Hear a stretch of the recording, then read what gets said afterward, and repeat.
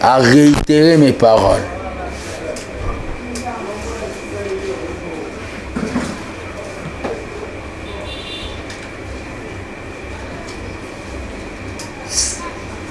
Les revers, il y a coup d'État. Bateau bazolo ta coup d'État.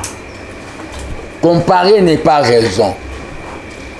Nous sommes les Amatala Koufa. En Zoulou, c'est-à-dire les hommes qui sont prêts pour le sacrifice. Nous sommes prêts. Nous sommes très prêts. Vous allez regretter. Vous allez regretter. Vos enfants vont regretter. Pourquoi? Papa Zala est trop pressé. La démocratie et la personnalité du chef de l'État est sacrée. La personnalité du chef de l'État est sacrée. Tout défendre. Merci. La passation civilisée au Salamaki en 2019. Là aussi, on a la parenthèse pour la Batouya, Kingaka Tchoba croit qu'ils nous ont donné cadeau. Kabila avait lu Mobutu, a compris que devant le vent de l'ouragan, mire ou pas mire tombe. Fatih avec ses lieutenants fils Mko, ils sont prêts que je marche. Président Loba qui est tous prêt, sur tout longuioté au tambour ne bembenaso. Tenez le réseau pour vous dire que il y a eu coup d'État dans ces pays. Coup d'État qu'on veut désactualiser, Baniba le qui sa page. Coup d'État, oh Baniba comme ça projet. Coup d'État planifié, Singama Tembe, donc ils ont battu et belé. Naba jardinier à cité de l'Oya. Coup d'État, je suis en tenue comme gardien du temple de la démocratie. Pour réveiller les combattants que plein Yamabe Salamaki. Plein Yamabe Salamaki, vous avez vu, Balinga va réussir plein na bango, comment babi ke bakinois baza bato du jour. Baluka, ils nous ont imposé la misère. Tous à bato du jour pour s'occuper mingi na libumu. On allait être surpris. Tous à la COP et le président de la République renversé. La démocratie, tout le monde n'a pas si. Oh, tout le monde n'a pas torti. Un groupe de poutistes, un groupe de gens, bah, sous Kozong, ça marche en arrière. Monsieur François Béa, quand vous voyez sa famille, la famille n'est pas lobaté, c'est que la famille connaît quelque chose. Monsieur François Béa, que je deviendrai aussi président. C'est pour cela sa femme garde silence et sa famille garde silence. Bon, mon a folie, moi nanae a comme ça ba folie neti ba zanga Mobutu ba folie neti ba les enfants de dignitaires. Mais c'est François l'homme de confiance Yamokonzi Mboka. Bourouba l'homme de confiance. Ça a toujours été les hommes de confiance Ndeba Koué Sabat. On a vu Thomas Sankara être renversé par Blaise Compaoré qui était son homme de confiance. Mais c'est François na histoire, na palmarès, il y a des combattants à IDPS au Balita, na mona été. Ce sont des battus au Nalobara, Baouta Lola, des experts. Là aussi, monsieur le président de la République, les parlementaires debout que nous sommes des experts en sciences politiques, en droit, en sociologie, en communication, en relations internationales. Mais tout le temps, ne négligez pas. C'est pour cela pouvoir réseau qui est débrouillé, parce qu'il y a eu aussi un peu de négligence de votre part vis-à-vis de nous. nga naza banki te vérité pesa bokabwani te. Monsieur François Béa Kinshasa n'est pas Burkina Faso. Kinshasa n'est pas Mali. Ils ont rêvé, ils ont fait l'alertir avec leur planificateur Jean-Marc Kabound. Tous ont une histoire, c'est les prophètes politiques qui vous parlent. Crash l'avion, il y a président au chauffeur Nakoufaki. Arrivé à Jean-Marc Kabound en permanence, compagnon, quand on a tué ton chauffeur, c'est qu'on a voulu te tuer. Jean-Marc Kabound a signé victoire. Et moi j'ai dit, regarde-moi ce type. Quand on a tué ton chauffeur, c'est qu'on a voulu te tuer. Et bêta, en matabou et combattant à boyaï. Ces photos, Bomonaka a recommandé ba gang qui n'est pas bétanga na vimba loko la vie nanga Martin Fayou. Jean-Marc Kabound est monté pour dire aux gens, bakoluka boîte noire. Si le lobo histoire à boîte noire, planificateur des coups d'État. Jean-Marc Kabound, un incident à ça na ba garde républicaine les a libosoté. Jean-Marc Kabound a tenu na barrière à l'obiso bo fongolité na ko bouka. Ba garde républicain pe baloba na yeki soko meki okomona biso. Ayeko sala incident na ba garde républicaine oya tindi ba bandi na ye. Ba menacer garde républicaine. Calcul na bango ya la nini. Pourquoi je l'appelle planificateur? Ce qui ndenge basala kiana ndenge ba garde républicaine ba fasaki président côté lié ba mo ba garde républicain ba olinga ba lobaki tala civil pas pour chez Bétane. Premier calcul. Jean-Marc Kabound qui a perdu son fils entre guillemets mais qui n'a pas abandonné l'IDPS. Mais pour avoir perdu une télévision écran plasme, oh yé moi sali théâtre de Kingabwa. Parce que pourquoi ils ont théâtre? En voyant les militaires, nanda kwa bongo na lobaka une année passée, à Tonginda kuna medevre ba chinois ba bitala mutama sango. Noé c'est abandon mais la sala axe de Noé.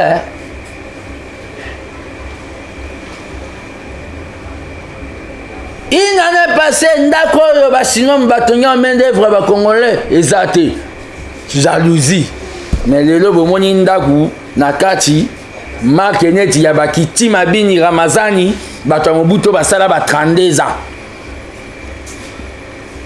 Ndaku na Kingabwa. Théâtre de Kingabwa comment? Quand bazala ndako abongo ekozanga ba caméra na kati. Mais là ba soda bazoya ba filmer, mais là ba soda ba saccager image zate. Théâtre de Kingabwa. Tout ba soda ba saccagaki. Pour ba quoi si écran plasme na yo, il faut créer crise. Déjà planification à coup d'état. Il est le planificateur à coup d'état. Na discours na ye, o aloba ke biso ba combattant toza na courte joie, courte vie. Quelques jours plus tard, il y a cette histoire, il y a François Béa. Comme le président était parti, président Komindek, je me rappelle un jour mon vieux Franck Dion a na bureau nae. Mon petit gardien, écoute-moi bien, allez lui demander. Alors si on tue Fati, on va me tuer, on va te tuer. Parlementaire debout. Si on tuait le président de la République, on allait te tuer, on allait me tuer.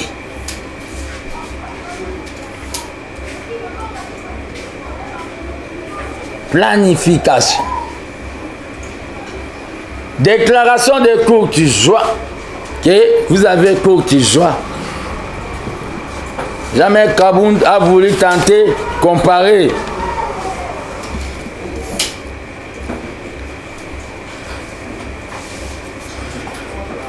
Très chers amis de la presse, Makamba coup d'état école Kandeng Wanate.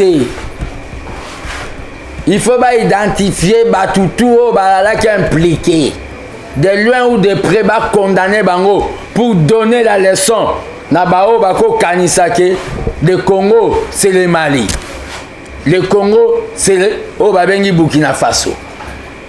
Et quand le cas, to boy ba gymnastique juridique, on doit arrêter Mututu ou Ayoka Diata solo ya coup d'état pour donner la leçon. Il y a des ambassades de chancellerie complices. Quand Bazala identifié Tokata au Babengi coopération diplomatique na biso na bango. Tomesa na matembe na biso na Thompson. Tout le monde a appelé la coopération et l'eau et même la bisoté. L'église, bazapé na kati. Il y a coup d'état. Batu bazé belé. Ba misusu o baza impliqué na kati ya coup d'état na. Et zala o babengi retour interdit au pays. Parce que la démocratie automone la passe. Un groupe des individus. François Béat, où est Kalev? Quand j'avais dit aux gens que l'élève de Kalev ne peut jamais arrêter Kalev, les lois entre eux ne se mangent pas. Où est Kalev? À Limouissaï, pour Kalev à la chef naï. Dans l'histoire, il y a Jean-Marc Kabound est déjà tourné. Na minute le rotozo le banabino peut ça une invitation les ao babengi 41e anniversaire. Il y a parti est né. Première partie démocratique IDPS.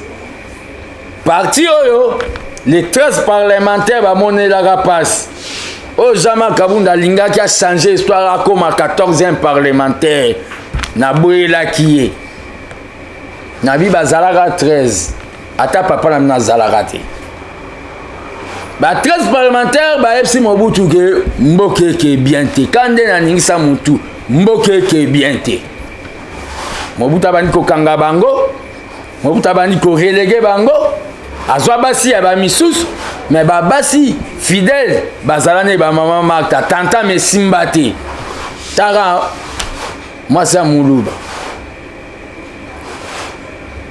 akangi famille Tshisekedi atindi ba na Équateur akangi abaki bino boye dans la sala tout les arabes ba misu ba Moulouba ko tia na louose pour na torturer parti au batu banyo kwa mabongo IDPS au batu na débonnement mais na vient na mo Jean-Claude Makali bakanga elelo akoma lo baso lobi soto kutane na tangsaga ma misu na tangsaga ma misu bakata eso singa so sega Mobutu parti au batu banyo kwa ma IDPS ben individu parenthèse dans ça. Combattants à la prudent, il y a eu des gens qui ont soutenu Jean-Marc Kabound à la bêtise. Donc, M. Augustin Kabouya.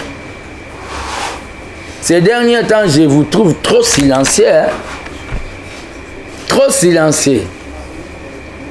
Mais attendez, tu partiras avec ton maître. Au lieu de servir les partis, vous avez servi un individu. Mais c'est Kabouya, tu partiras. Tu partiras avec ton maître. na banda kotala yo bona on dimate ki Kabuya nda azokende ko permettre na Kabundi alobela mokonzi ya mboka Fati pa manka famille présidentielle. Tu partiras. D'abord, vous avez démontré votre incompétence notoire. Un parti présidentiel sans chaîne de télévision, un parti présidentiel sans carte des membres. Donc, nous avons besoin d'un secrétaire général technocrate, bureaucrate, administratif. Un secrétaire général qui va donner l'UDPS des chaînes de télévision dans chaque fédération. Un secrétaire général qui va donner à l'UDPS une imprimerie ultramoderne pour sa visibilité. Un secrétaire général qui ne doit pas maintenir les combattants seulement politiques, mais comme ça, on peut barter au babengi économique. Parce que nous sommes des social-démocrates. Tu ne mérites pas, comme j'avais dit, tu ne mérites pas, M. Kabuya, d'être même chef de riz de l'UDPS. Démissionne, quittez les choses avant que les choses vous quittent. Les problèmes qu'il y a, 41e anniversaire à l'UDPS, c'est historique. C'est pas oh babengaka de l'eau à boire. 41e anniversaire de l'UDPS, 40 ans, Yaba na Israël, Kokata, na désert. C'est synonyme.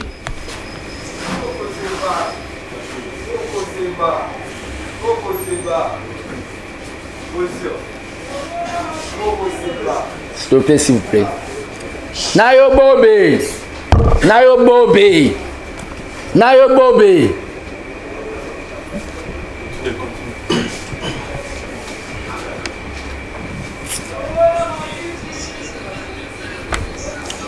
Car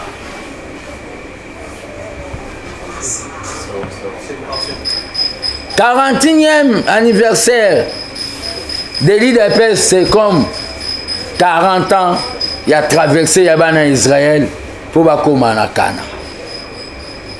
Yangonde na ça va combattant tout. On doit se mobiliser pour ce jour. Démontrer que nous sommes l'union pour la démocratie et le progrès social. Machine culture, usine politique. Namboko. Partout au Bokozala. Mobilisation. Tout azimut pour démontrer que tout ça au Babengi, usine politique. 40 ans. Ils en étaient 40 ans en Israël. Point mususu on a nina lobela lelo et ça par rapport au gouvernement des warriors. Nous commençons à sentir comme si au lieu d'être pragmatique, gouvernement comme il y a des théoriciens, il y a des philosophes.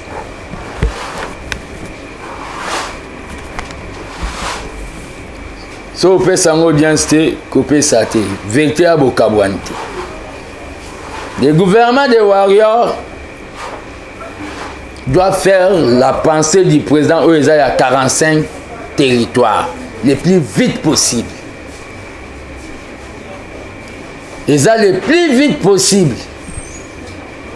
Développement dans les 45 territoires. 145 territoires.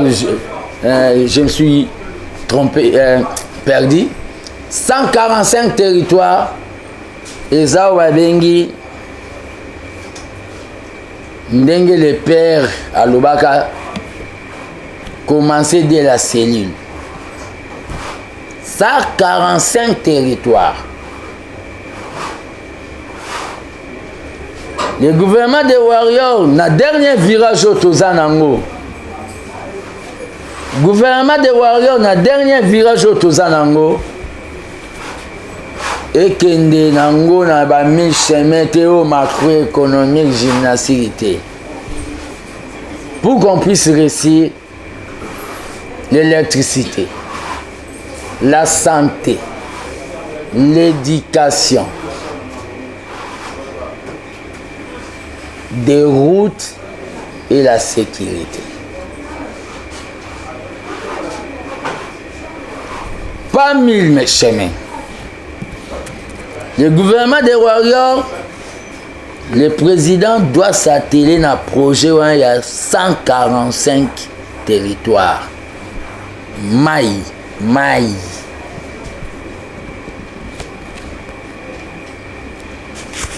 Là, nous allons réussir. Je vous... Dans la parenthèse, la question d'actualité. Où est Ali qu'on veut aller en Belgique pour revisiter les frontières? C'est le 17 ou le 18. Revisiter les frontières. Oh, d'abord, ebima ke batrika, au moins na Congo, Mukongo, na Brazzaville, Mukongo, na Angola, Mukongo. Le colonisateur vient encore venir revisiter. Frontières, Oyo, Balumumba, Bamuse, Bamobutu, Batiseke, Baloba, même centilitres, centimètres écolongouaté. Je demande à tous les peuples congolais de se mobiliser pour barrer la route de la décision et je demande au gouvernement des Congolais de ne pas participer. Bon, on a le courant qui est triqué, bino bat botanga ba louvain na ba avar. Rwanda o ekokota na Congo 240 fois, yenda koloba mutu liboso. Pe na mboka ni baki osala na Belgique o ekokota na Congo 80 fois. Bino boye ba te ke Rwanda amimona akaza muke alula mune na Congo. Les impérialistes, ce sont ce genre de pays au balingi Congo azalaka na monopole na bango bango de baza derrière babengi ba coup d'état manqué.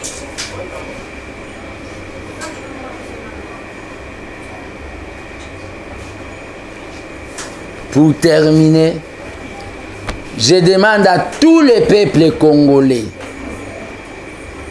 d'être vigilants. Toi, rêveur de coup d'état,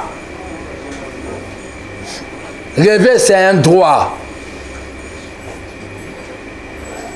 Le jour que vous allez seulement tirer Kanachnikov Moko, les peuples sortez dans la rue, envahissez partout dans les provinces, envahissez et mettez ces gens hors d'état de nuire. Et vos enfants, baotika là-bas orphelins.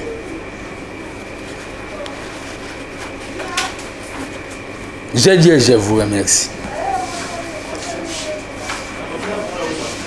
C'est bon, attendez, on commence à tour de rôle. Vous présentez votre chaîne. Pour les retardataires, il y a les images que vous allez prendre. Si vous voulez prendre...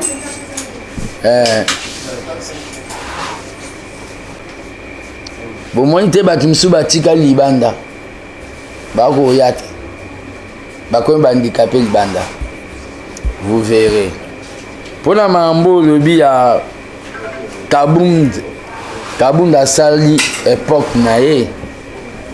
Pourquoi bolinga ko personnifier victoire ya Fati na Kabound. L'être que na belle élection Kabound a genda sa campagne na Moamba. Et là on y a même vraiment parce que c'est la présidence du parti. Et là on y a même vraiment pour Fati comme le pouvoir. Yo die to banda no ka. Concrètement à kenda ko sa campagne na biso ndo to loba ke toza ba député te na komi musicien $1 pour Fati. Journaliste était émission candidat favori pour Fati. Et là, on y Kabunda ça. Surtout, il y a eu des secrétaires généraux au Vandissa Makambunaï des PES. Tu sais, au Congo, ça là, malamu ebele ndenge oloba Kabunda asalaka amemi biso na pouvoir mosali mabe moko effacer malamu nyonso. Réponse en wana c'est biblique.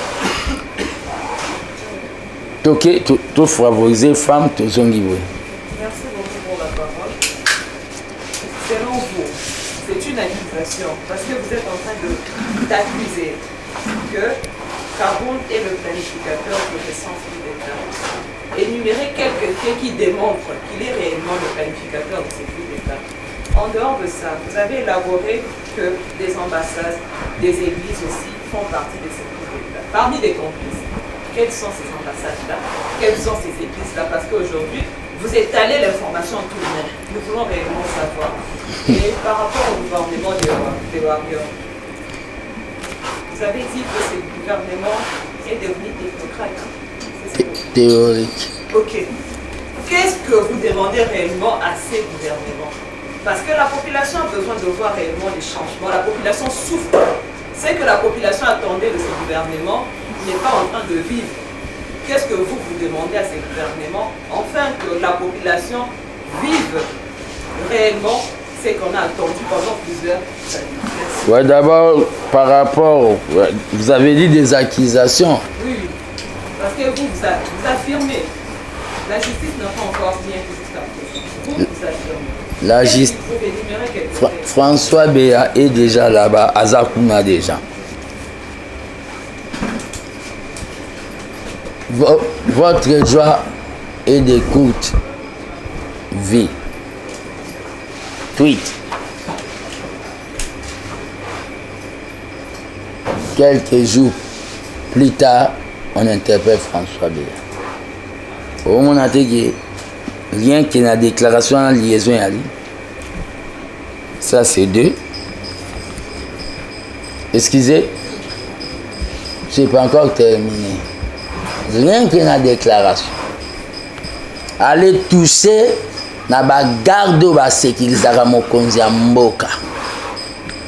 Et haute autorité, il y a eu des pêches. Pour éviter que il faut provoquer putsch. Ah, parce vraiment bisoto, hein, to tchana se, ba despeku ba kimarana mobutu ba osaka biso pa to laksa mutu na bango. Yozo mona actane eza pété. Abandango déjà. Rien que wa eloko wana putsch to kwei babotolio liberté de la presse au komana lelo bazon si chaîne moko télézaï des églises na mutema no ebi église elinga pouvoir ote oyo complotaka église oyo bakambi nango bagardien de l'église bakoma batraversa Brazzaville pour bakende solola makambo ya politique contre pouvoir. L'ambassade, il évite que quelques pays européens, dont la Belgique, bazolinga bakende, bazo autorisé bakende kovanda pour revisiter la frontière. Rwanda koloba moto ya liboso biso toloba 10e. Ezalaka mal à l'aise na pouvoir oyo. Elingaka et privatiser Congo. So Congo elingi sola na Chine pa ba créer des problèmes. Lokola nzamba sala biso pour na bango. La diplomatie président sala moi suis un combattant de la liberté. So babo pesanga visa Belgique na oyate. Question sous Oyo des Warriors. Qu'est-ce que je demande au gouvernement? Le ministre Babima ba bureau climatisé. Tout ça attend on peut m'assister. Pragmatisme. Moi j'ai vu au Cuba un ministre Che Guevara a cet exemple à Katabilanga yakana sikre. Moi j'ai vu un président de la République pour que sa peuple va construire Thomas Sankara, moi, zo bête abri qui n'a pas mystique. On a des ministres, des séminaires, des renforcements des capacités, des séminaires, des ateliers. On n'a pas besoin de ces ministres.